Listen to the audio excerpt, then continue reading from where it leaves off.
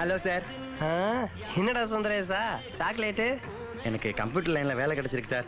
ஏதோ ஜாவா தெரிஞ்சனால தப்பிச்சேன் சார். ஓ, சாக்லேட் எடுத்துங்க சார். ஒன்னே ஒன்று எடுத்துங்க சார், எல்லாருக்கும் கொடுக்கணும். Very good very good. கலக்குடா sir. Hello sir. S.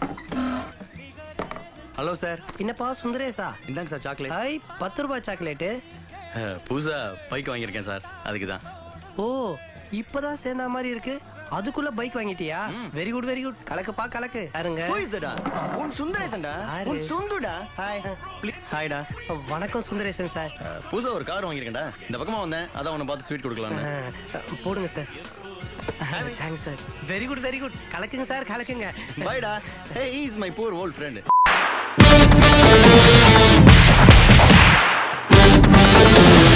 Welcome to MTG stories. இந்த வீடியோவில் என்ன பார்க்க போகிறோம்னா, பேரடைஸ் படத்தோட ரிவ்யூ தான் பார்க்க போகிறோம். ஆல்ரெடி ஷார்ட்ஸில் ரிவ்யூ போட்டிருந்தேன்.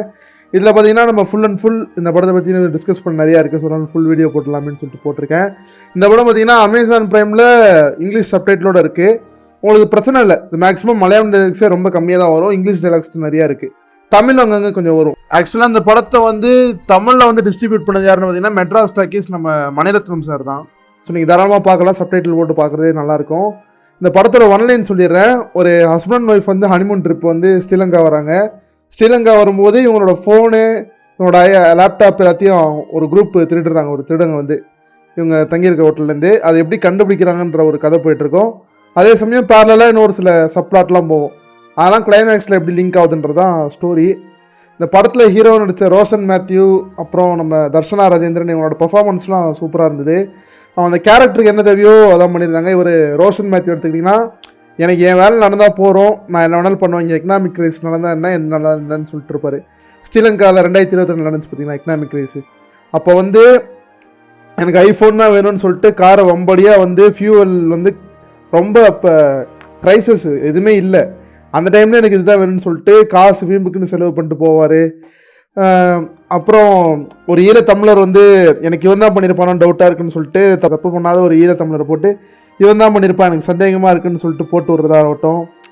ஒரு கிரே ஷேடான ஒரு கேரக்டராக இருந்துச்சு. ஒரு வில்லன் தன்மை கலந்த ஒரு ஹீரோ கேரக்டராக இருந்தது ரோஷன் மேத்யூ. நல்லா இருந்தது. தர்ஷனா ராஜேந்திரன் கேரக்டர் ரொம்ப ப்ரோக்ரெசிவாக காமிச்சிருந்தாங்க.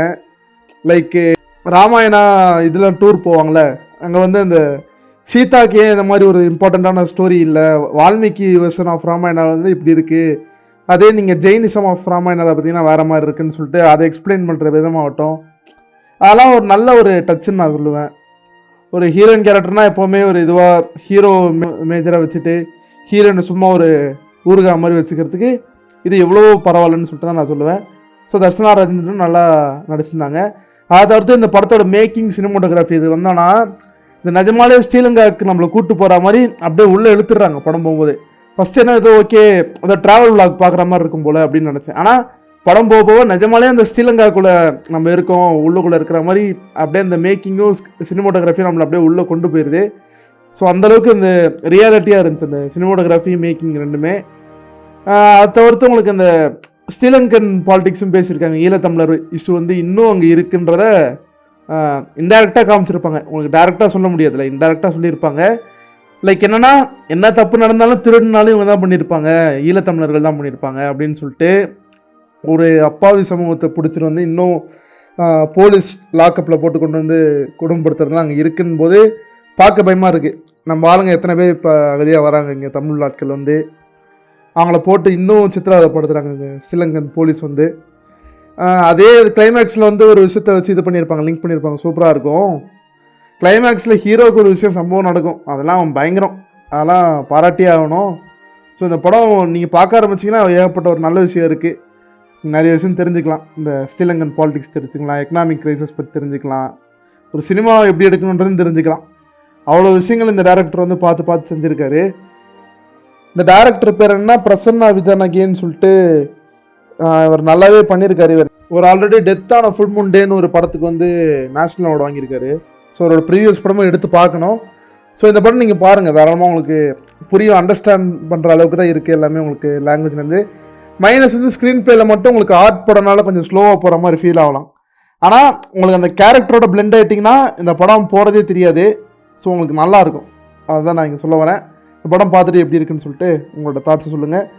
மாலிவுட் இதே மாதிரி ஒரு நல்ல வளர்ச்சி பாதையில் போயிட்டு இருந்தா இந்தியன் சினிமானா மாலிவுட் மட்டும்தான் இருக்குன்ற மாதிரி ஒரு நிலை வந்துடும் நான் நினைக்கிறேன். ஏன்னா இப்போ கோலிவுட்டும் கிட்டத்தட்ட டெஸ்ட்ராயிங் சுச்சுவேஷன் தான் இருக்குது. ஆல்சோ டோலிவுட் பார்த்திங்கன்னா அது மசாலா கமர்ஷியல் வச்சு எவ்வளோ நாள் ரன் பண்ணுவாங்கன்னு சொல்லிட்டு தெரியாது. பாலிவுட் வந்து கொஞ்சம் இந்த தராசில் வந்து பாதி மேலே வந்து பாதி கீழே வந்து எப்படி இருக்கும் அந்த மாதிரி இருக்குது பாலிவுட் வந்து. ஹாலிவுட் வந்து எப்பயாச்சும் நல்ல படம் வருது, முக்கால்வாசி மொக்க படம் வருது. இப்போ எனக்கு தெரிஞ்சு ஒரு ஆர்ட் படத்துக்கு ஒரு இண்டஸ்ட்ரி இருக்குன்னா அது மலையாள இண்டஸ்ட்ரி தான். ஸோ இதே மாதிரி படம் கொடுத்துட்டு இருந்தாங்கன்னா மலையாள இண்டஸ்ட்ரி வந்து எங்கேயோ போயிடும். அதான் நான் சொல்ல வரேன். ஸோ அவ்வளோதான். நன்றி ஃப்ரெண்ட்ஸ், தேங்க்யூ.